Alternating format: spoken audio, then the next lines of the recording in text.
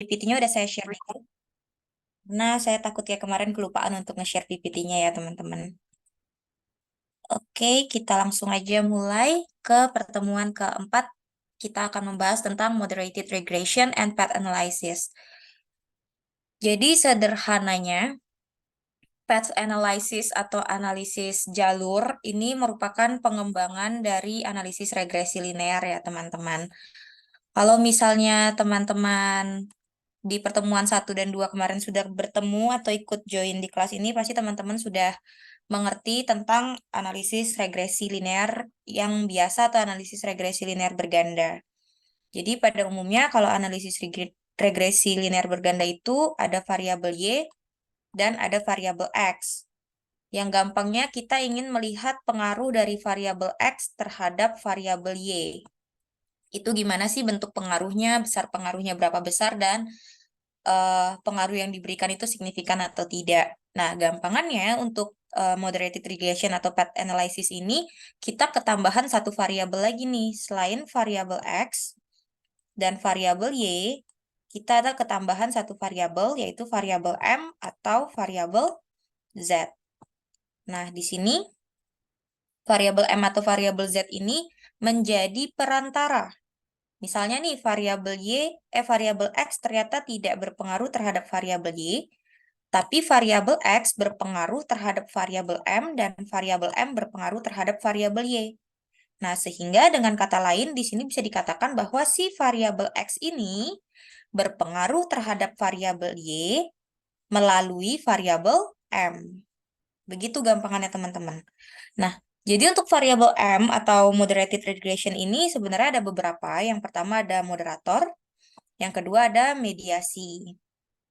Mediasi ini dan moderator sebenarnya ada pembedanya, tapi yang akan kita bahas di sini lebih ke mediasinya atau variabel penengah. Nah, variabel penengah ini biasanya banyak digunain juga untuk pengembangan suatu skripsi, judul skripsi. Jadi misalnya kalau teman-teman lihat skripsi-skripsi di jurnal-jurnal di Scholar, misalnya teman-teman udah lihat nih, oh ternyata yang mau saya bahas ini tidak berpengaruh nih variabel X dan variabel Y-nya. Bagaimana kalau misalnya saya tambahkan satu variabel lain lagi menjadi variabel perantara? Ingin melihat apakah ternyata si variabel perantara ini membantu si variabel X sehingga dia memiliki pengaruh terhadap si variabel Y. Seperti itu. Nah, jadi untuk tipe-tipe mode jalurnya itu sendiri ada beberapa tipe. Ada yang tipe pengembangan regresi berganda. Di sini kita coba untuk zoom dulu. Nah, di sini untuk yang nomor 1 ini, kalau kita lihat bersama-sama, variabel-variabel apa yang kita lihat pengaruhnya? Oh, di sini ternyata variabel X1 dilihat pengaruhnya terhadap variabel X2. Begitu juga dengan variabel X2 dilihat pengaruhnya terhadap variabel X1. Nah, kemudian kedua variabel X ini dilihat pengaruhnya terhadap variabel Y. Ini merupakan tipe pengembangan dari regresi berganda. Oke. Yang kedua, di sini ada model mediasi. Kita ingin lihat variabel X berpengaruh terhadap variabel Y. Di sini Y-nya ada sebagai mediasi ya, teman-teman. Nah, biasanya variabel mediasi itu dibuat dengan huruf Z. Jadi ini sedikit terbalik. Nah, variabel yang dipengaruhinya itu tetap Y. Tapi kalau teman-teman mau buat XYZ atau XZY atau XMY itu juga nggak masalah. Nah, jadi di sini kita ingin melihat apakah si variabel X berpengaruh terhadap variabel Y atau variabel M atau variabel Z di sini, dan juga apakah dia memiliki pengaruh terhadap variabel yang dipengaruhi di sini. Nah, untuk model ketiga ini model yang akan kita bahas pada pertemuan kali ini, yaitu model kombinasi antara tipe pengembangan regresi dan model mediasi. Jadi, secara gampangnya kita ingin melihat apakah variabel X, variabel yang mempengaruhi ini, memiliki pengaruh terhadap variabel mediasi, dan juga apakah variabel mediasi ini memiliki pengaruh terhadap variabel yang dipengaruhi. Seperti itu. Tapi sebelum itu kita juga harus langsung melihat apakah si variabel X ini berpengaruh secara langsung terhadap variabel yang dipengaruhi. Karena bisa jadi variabel X ini tadinya sudah berpengaruh, tapi ketika dipakai dengan variabel mediasi, dia jadi tidak memiliki pengaruh signifikan. Nah, tapi juga ada kejadian di mana ketika variabel X ini tidak berpengaruh terhadap variabel Y, kita membutuhkan variabel mediasi atau variabel perantara yang memerantarai atau menjembatani variabel X, variabel yang memberikan pengaruh terhadap variabel Y, variabel yang diberikan pengaruh. Kemudian ada variabel yang lebih kompleks, yaitu kita ingin melihat pengaruh X1 terhadap X2 dan Y2, pengaruh variabel X2 terhadap variabel Y, dan juga pengaruh variabel Y1 terhadap Y2. Dan ada yang lebih kompleks lagi, yaitu model rekursif dan non-rekursif. Ini merupakan gabungan dari yang nomor 1, yang seperti ini. Kemudian kalau kita lihat 1, 2, dan 3-nya itu merupakan gabungan dari nomor 3 juga. Nomor 3 ke nomor 4-nya juga seperti itu. Nah, jadi sebenarnya untuk tingkat kesulitan dari tipe-tipe mode jalur ini itu ada banyak tingkatannya, tapi yang paling umum untuk dilakukan penelitian untuk S1 itu adalah yang model kombinasi dengan menggunakan variabel mediasi. Gampangannya seperti itu, teman-teman. Sekarang kita coba lanjut ke slide berikutnya. Di sini kita ada sebuah contoh soal. Di sini dikatakan bahwa Elizabeth Gillies adalah seorang mahasiswa tingkat akhir yang sedang mengambil skripsi. Dia ambil 15 sampel perusahaan untuk diteliti. Jadi 15 sampel ini kita peroleh dari perusahaan A sampai dengan perusahaan O. Perusahaan A ini nomor 1, perusahaan O ini nomor 15. Oke, di sini dikatakan bahwa dia ingin mengetahui apakah likuiditas secara tidak langsung mempengaruhi harga obligasi melalui suku bunga. Oke, jadi di sini ada 3 variabel. Likuiditas, harga obligasi, dan suku bunga. Nah, untuk mempermudah kita dalam menentukan apakah dia variabel X, apakah dia variabel M, apakah dia variabel Y, di sini ada beberapa kata kunci yang bisa kita gunakan. Yang pertama, kita bisa lihat kata-kata mempengaruhi atau dipengaruhi. Misalnya, ketika kata-katanya mempengaruhi, maka variabel yang disebutkan setelah kata mempengaruhi adalah variabel yang dipengaruhi. Jadi di sini kita tahu bahwa harga obligasi merupakan variabel yang dipengaruhi. Kita tulis dengan inisial Y. Jadi kita tahu harga obligasi di sini yang dipengaruhi. Nah, kemudian kita lihat ketika ada kata melalui, berarti dia si likuiditas ini harus melalui suatu variabel lagi untuk melihat pengaruhnya terhadap harga obligasi. Ketika ada kata-kata melalui, maka variabel yang disebutkan selanjutnya merupakan variabel mediasi. Karena kita harus melalui si variabel suku bunga. Berarti kita bisa tahu bahwa suku bunga di sini merupakan variabel mediasi. Sehingga kita bisa langsung putuskan bahwa variabel likuiditas di sini merupakan variabel yang memberikan pengaruh. Atau artinya dia merupakan variabel yang mempengaruhi. Oke, di sini kita clear dulu. Nah, selanjutnya kita langsung masuk aja ke SPSS-nya. Nah, di sini juga sudah saya buatkan bagaimana cara kita melakukan input data variabel atau variabel view. Nah, di sini kita pakai inisial ya teman-teman, X, M, dan Y. Variabel X, variabel mediasi, dan variabel Y. Atau ketika teman-teman mau tulis dengan yang ada di label sini juga nggak apa-apa, likuiditas, suku bunga, dan harga obligasi.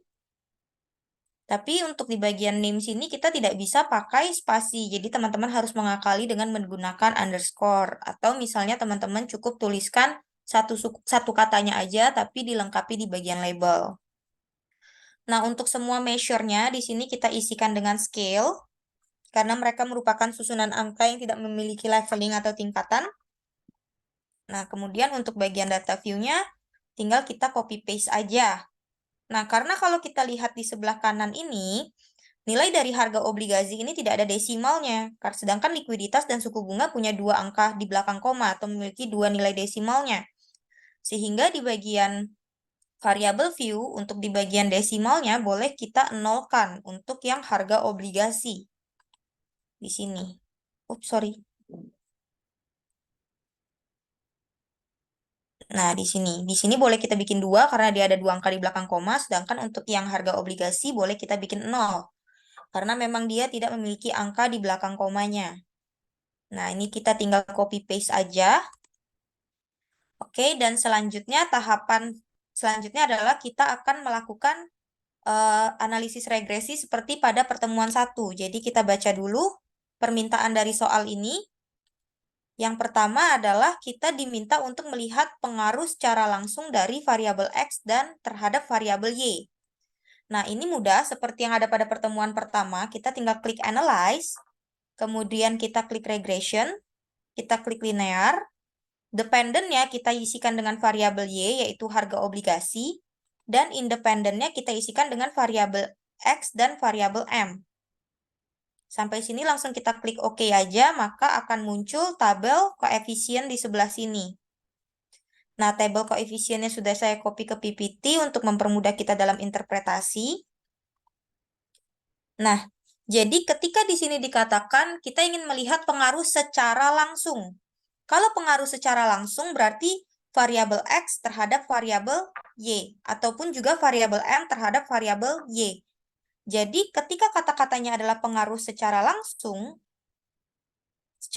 di sini, kita harus memastikan bahwa dependent variabel dari pengujian kita adalah si variabel yang dipengaruhi, yaitu harga obligasi. Di sini kita sebut dengan variabel Y. Untuk menginterpretasikannya, kita harus membuat hipotesis dulu, yang mana hipotesis 0 ini menandakan bahwa variabel X tidak memiliki pengaruh secara langsung terhadap variabel Y, sedangkan apabila hipotesis alternatif yang diterima menandakan bahwa si variabel X memberi pengaruh secara langsung terhadap variabel Y. Dasar pengambilan hipotesisnya masih sama, yaitu kita melihat nilai sig, apakah dia lebih besar atau lebih kecil daripada nilai alfa. Nilai alfa default di sini adalah 0,05. Nilainya datang dari mana? Di pertemuan pertama sudah saya jelaskan, jadi teman-teman kalau lupa bisa rewind dari pertemuan pertama. Oke? Nah, sekarang kita langsung lihat ke bagian nilai sig-nya. Jadi di sini nilai sig dari variabel X sebesar 0,382. Nilai ini lebih besar daripada si nilai alfa kita 0,05, sehingga dapat dikatakan bahwa hipotesis yang diterima adalah hipotesis 0. Karena hipotesis 0 yang diterima, maka dapat dikatakan bahwa variabel X tidak berpengaruh secara langsung terhadap variabel Y. Oke, sebentar kita lihat dulu ada chat yang masuk.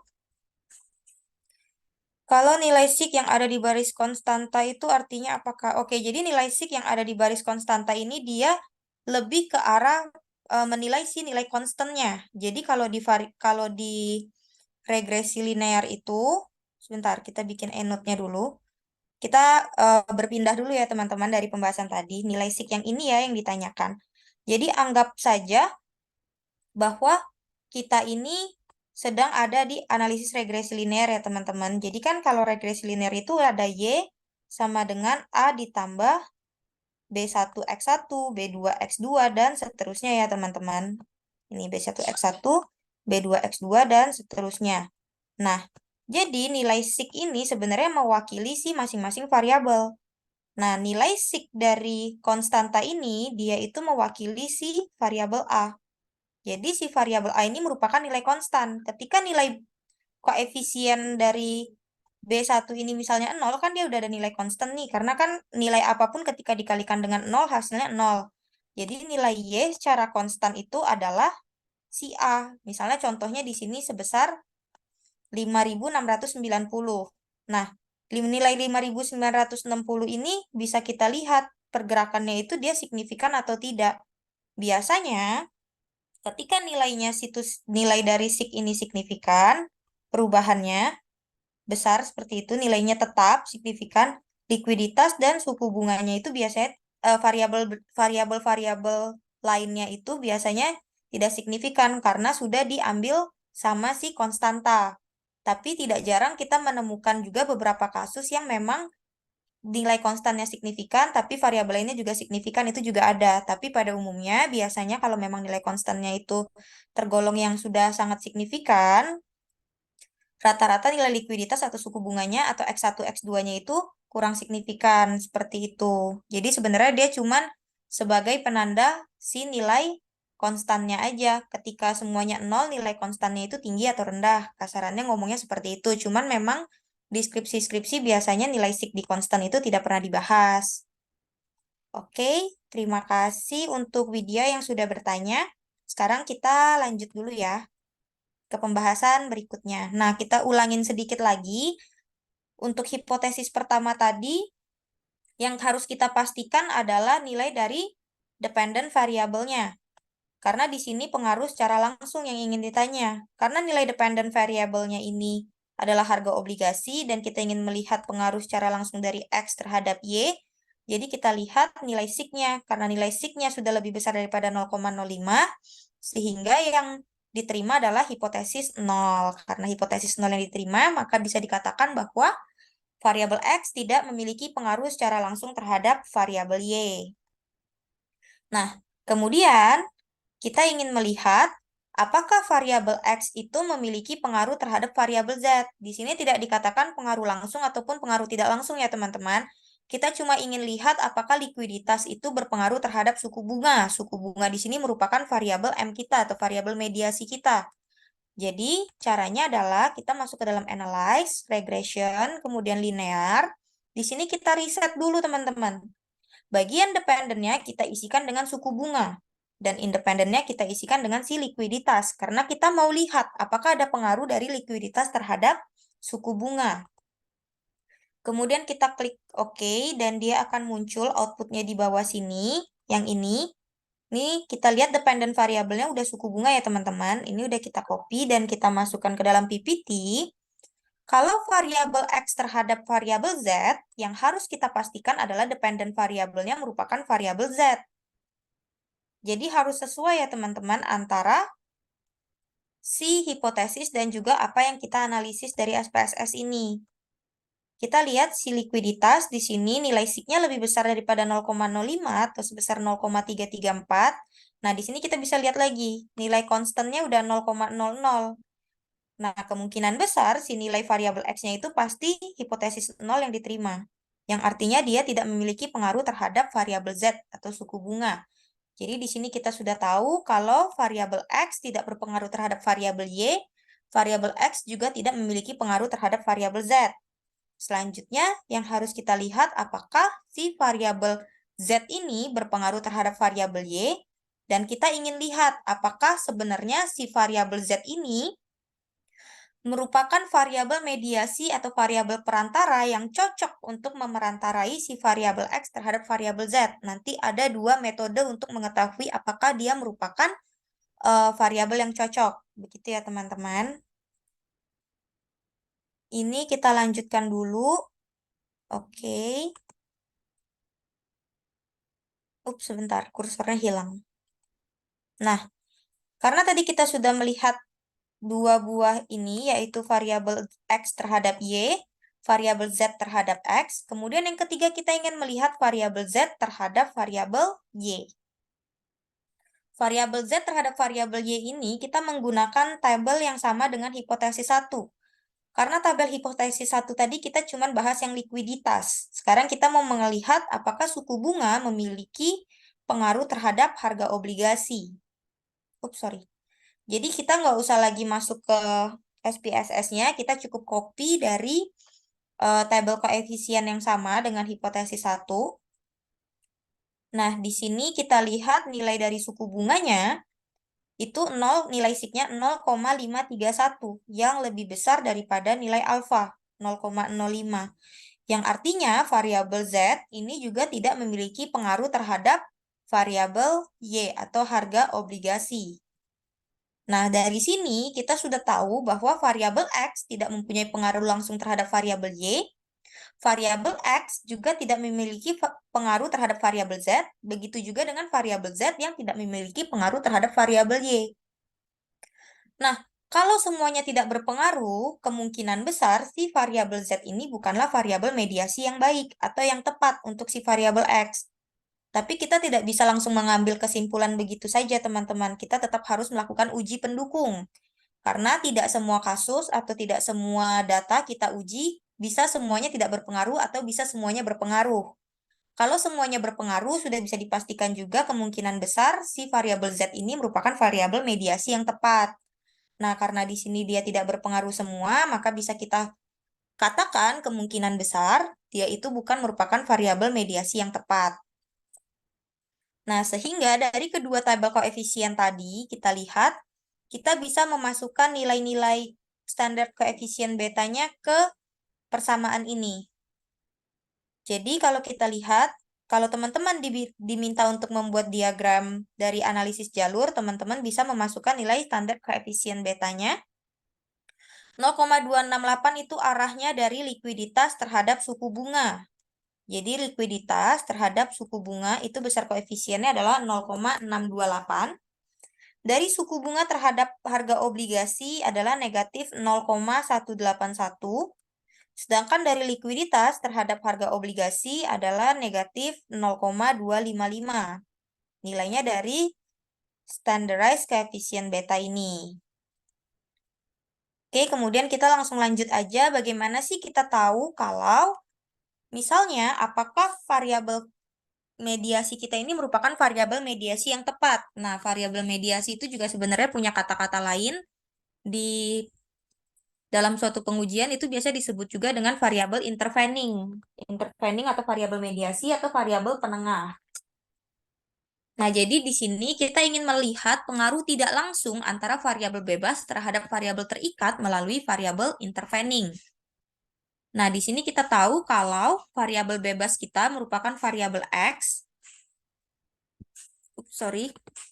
merupakan variabel X atau bukan suku bunga, atau likuiditas, di sini likuiditas terhadap variabel terikat kita merupakan variabel Y. Variabel Y di sini merupakan harga obligasi melalui variabel intervening. Variabel intervening di sini adalah suku bunga. Nah, jadi ada dua buah cara. Cara pertama adalah dengan melihat pengaruh langsung yang lebih besar daripada pengaruh tidak langsung atau pengaruh langsung yang lebih kecil daripada pengaruh tidak langsung. Ini nanti seperti apa kita bahas di slide berikutnya. Nah, ketika pengaruh langsung lebih besar daripada pengaruh tidak langsung, maka bisa dikatakan bahwa tidak terdapat pengaruh secara tidak langsung, atau dengan kata lain, variabel Z atau variabel M ini bukan variabel intervening yang tepat. Nah, kalau misalnya pengaruh langsungnya lebih kecil daripada pengaruh tidak langsung, kita bisa tahu bahwa hipotesis alternatif yang diterima dan menyatakan bahwa terdapat pengaruh secara tidak langsung. Atau bisa dikatakan juga bahwa si variabel mediasi atau variabel intervening kita ini merupakan variabel yang tepat untuk memerantarai variabel X terhadap variabel Y. Nah, di sini kita lihat apa itu pengaruh langsung dan apa itu pengaruh tidak langsung. Nah, jadi saya izin untuk ini dulu ya, teman-teman. Nah, kita copy dulu gambar yang tadi, diagram ini. Ini kita ambil dulu, kemudian kita coba taruh di sini.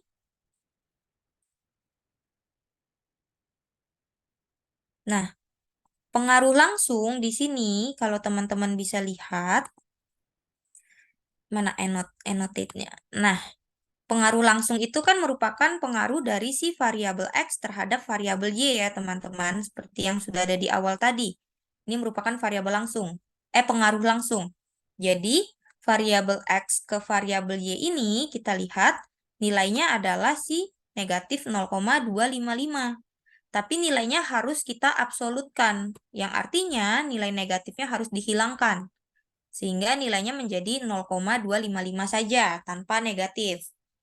Nah, untuk pengaruh tidak langsung, kita ingin melihat pengaruh tidak langsung dari X dan pengaruh tidak langsung dari Y. Jadi, dari X itu adalah maksudnya variabel tidak langsung X terhadap Z dan variabel tidak langsung dari Z terhadap Y. Ini kita multiply atau kita kalikan. Ini juga harus diabsolutkan nilainya, teman-teman. Jadi nilainya adalah 0,268 dikalikan dengan negatif 0,1881 memberikan hasil sebesar negatif 0,00485 yang kita absolutkan menjadi 0,0045. Nah, dari sini kita bisa lihat pengaruh yang lebih besar apakah pengaruh langsung atau pengaruh tidak langsung. Nah, jadi kita hilangkan lagi ini. Dari sini kita bisa kelihatan kalau pengaruh langsung yang diberikan itu lebih besar daripada pengaruh tidak langsung nih ternyata teman-teman. Sehingga dapat dikatakan bahwa hipotesis nol lah yang diterima. Yang mana interpretasinya menjadi tidak terdapat pengaruh secara tidak langsung pada variabel bebas terhadap variabel terikat melalui variabel intervening. Nah, hal ini menggambarkan bahwa suku bunga bukan merupakan variabel perantara yang tepat digunakan di sini. Tapi ada satu cara lagi atau metode lain lagi, yaitu dengan metode Sobel. Metode Sobel ini biasa lebih digemari kalau dipakai di dalam penelitian. Jadi dosen-dosen biasanya menyarankan untuk melakukan perhitungan dengan menggunakan metode Sobel. Jadi perhitungan dengan metode Sobel di sini ada beberapa perhitungan yang harus kita lakukan, yaitu kita harus melihat besarnya standar error pengaruh tidak langsung. Itu bisa kita peroleh dari yang pertama, jalur variabel independen atau X dengan jalur variabel mediasi. Itu adalah nilai A-nya. Nilai B-nya merupakan jalur variabel mediasi dengan jalur variabel independen. Nilai SA, di sini kan SA kuadrat, B kuadrat dikali SA kuadrat, dan seterusnya ya teman-teman. Nah, nilai SA merupakan standar error koefisien A dan nilai SB merupakan standar error koefisien B. Jadi nilai SB ini nanti akan kita pakai untuk menghitung nilai Z, Z kecil.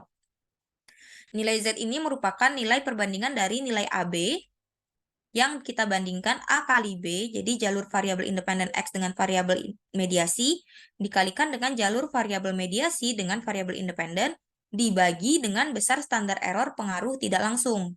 Jadi kalau kita hitung manual kan agak susah ya teman-teman, jadi saya biasa menggunakan bantuan dari Excel.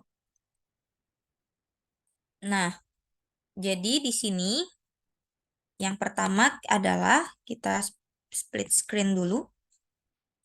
Nah, kita kembali ke sini untuk melihat nilai-nilai yang akan kita gunakan. Jadi nilai A tadi di sini adalah jalur variabel independen X dengan variabel mediasi. Jadi kita lihat dari unstandardized coefficient-nya. Oke. Nilai standardized coefficient dari likuiditas X terhadap variabel Z, suku bunga, adalah sebesar 0,216 di sini. Jadi nilainya kita masukkan ke sini. Oke, nilai B-nya, di sini kita baca lagi. Kalau nilai B itu merupakan jalur variabel mediasi Z dengan variabel Y. Jadi, kalau kita lihat di sini, ini kan terhadap variabel Y. Tapi kita lihat yang suku bunga, Z. Di sini nilainya adalah negatif 563 dikali 930. Oke, di sini ada dua buah pilihan. Teman-teman boleh mengabsolutkan atau tidak, karena nanti ujung-ujungnya juga sama aja, karena akan diakar kuadratkan. Kalau di akan dikuadratkan, karena kalau dikuadratkan nilai negatif dikuadratkan dengan dirinya sendiri atau negatif kali negatif juga hasilnya akan jadi positif, seperti itu. Nah, yang ketiga yang kita ingin lihat adalah nilai SA. Jadi nilai SA merupakan standar error koefisien A. Nah, jadi koefisien A ini kan tadi adalah jalur independen X terhadap Z. Kita balik lagi ke tabel yang ini tabel A. Oke, kita lihat standar errornya di sini ada 0,215. Jadi kita masukkan lagi 0,215-nya di sini. Sedangkan standar error koefisien B adalah 873,897. Nah, ini kita masukkan ke sini. Sudah teman-teman, data-data yang kita perlukan sudah terkumpul. Sekarang kita tinggal masukin ke rumus yang ada di atas ini. Nah, kita tinggal masukin ke rumus SAB.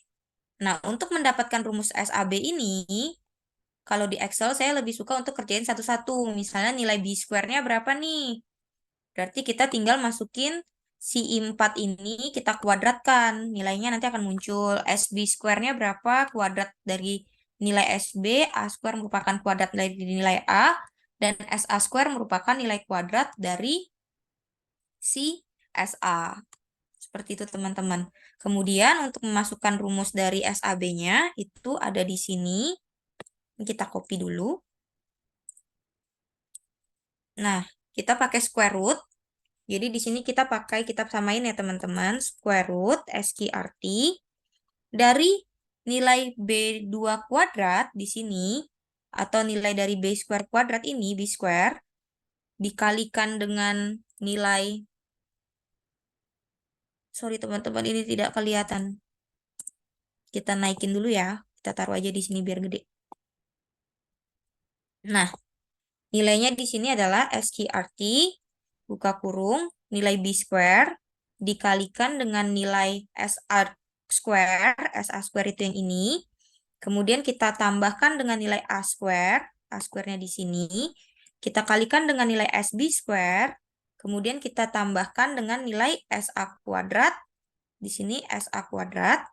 Kemudian kita kalikan dengan si SB kuadrat.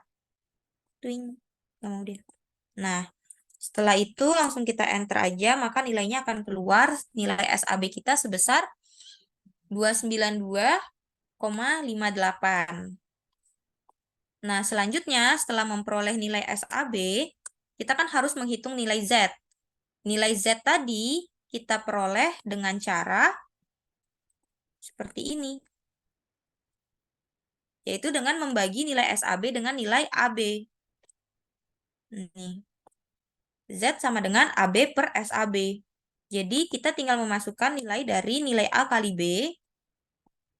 Kemudian kita bagi dengan nilai SAB yang sudah kita peroleh tadi. Nah, nilai yang kita peroleh sebesar 0,415923 ini kita bandingkan. Jadi di sini syaratnya adalah untuk menyatakan bahwa dia memiliki pengaruh intervening atau pengaruh mediasi, itu nilai Z yang kita peroleh harus lebih besar dari 1,96. Nah, dalam hasil perhitungan kita, nilai Z kita kan 0,4 nih. 0,415 atau 0,416. Nilai ini masih lebih kecil daripada si 1,96. Nah, karena nilai Z hitungnya lebih kecil daripada 1,96, maka dapat dikatakan bahwa si suku bunga bukanlah variabel mediasi yang tepat untuk menjadi perantara pengaruh dari variabel X terhadap variabel Y. Seperti itu, teman-teman. Jadi, di sini dari persamaan ini kita bisa lihat kalau regresi linear biasa kan cuma ada satu persamaan ya, teman-teman. Y sama dengan A, oh di sini kurang A-nya, nanti saya revisi. Y sama dengan A ditambah B1X1 ditambah B2Z. Nah, kemudian Z di sini sama dengan A ditambah B3X harusnya. Jadi kalau kita lihat di sini nilai A-nya, kita clear dulu. Untuk nilai A-nya, kita lihat dulu nilai dari pengaruh langsung. Itu di variabel hipotesis 1. Nilai A di sini 5690 ya teman-teman. Berarti di sini harus ada nilai A ditambah seperti ini. Nah, maka di sini nilai adalah 5690 ditambah negatif atau sama dengan atau kurang, sama aja. Kurang 0,9X dikurang 0,181Z. Kemudian untuk mengetahui nilai Z-nya adalah nilai konstanta ditambah dengan nilai B3X. Untuk nilai konstantanya, kita lihat di hipotesis 2 sebesar 1,994. Jadi di sini nilainya harusnya 1,994 ditambah dengan 0,263 dari variabel X. Jadi ini adalah persamaan yang kita pakai untuk sebagai persamaan struktural yang kita pakai untuk melihat pengaruh dari variabel X terhadap variabel Y melalui variabel Z. Seperti itu. Oke, jadi untuk nge-recap sedikit di pertemuan keempat ini, untuk analisis jalur itu sebenarnya merupakan 2 kali pengerjaan dari si analisis regresi linear pada umumnya. Jadi kalau regresi linear umumnya itu di SPSS-nya kita cuma ngejalanin 1 kali aja nih regression linearnya, yaitu variabel X terhadap variabel Y. Nah, kalau teman-teman pakai mediasi, berarti kan ada variabel tambahan nih, variabel X, Y, dan ada tambahan yaitu variabel M atau Z. Jadi kita harus melakukan minimal 2 kali, tergantung berapa banyak variabel mediasinya. Jadi, variabel X dan Z terhadap variabel Y, itu yang pertama, dependennya adalah Y, dan yang kedua adalah dependennya adalah si variabel Z, yaitu kita lihat variabel X terhadap variabel Z. Seperti itu gampangnya. Lalu untuk melihat apakah dia adalah mediasi yang baik atau tidak, ada dua metode, yaitu dengan melihat pengaruh langsung dan pengaruh tidak langsungnya. Kalau pengaruh langsungnya lebih besar daripada pengaruh tidak langsung, berarti dia bukan mediasi yang baik atau yang tepat. Kemudian berbanding terbalik, kalau misalnya variabel tidak langsung pengaruh tidak langsungnya lebih besar daripada pengaruh langsung, berarti dia merupakan variabel mediasi yang baik atau yang tepat. Atau dengan kata lain juga, kita bisa melakukan pengujian Sobel dengan membandingkan nilai Z hitung dan dengan nilai Z tabel atau 1,96. Ketika nilainya lebih besar dari 1,96, maka variabel ini dapat dikatakan merupakan variabel intervening yang baik. Tapi ketika nilainya lebih kecil daripada 1,96, dapat dikatakan bahwa dia bukan variabel intervening yang baik. Seperti itu teman-teman. Oke, saya izin untuk stop share screen. Terima kasih teman-teman yang udah join pada pertemuan malam hari ini. Untuk teman-teman yang punya pertanyaan, boleh langsung bertanya. Atau kalau mau bertanya di grup juga tidak apa-apa, personal chat juga tidak apa-apa. Saya izin untuk stop recording dulu dan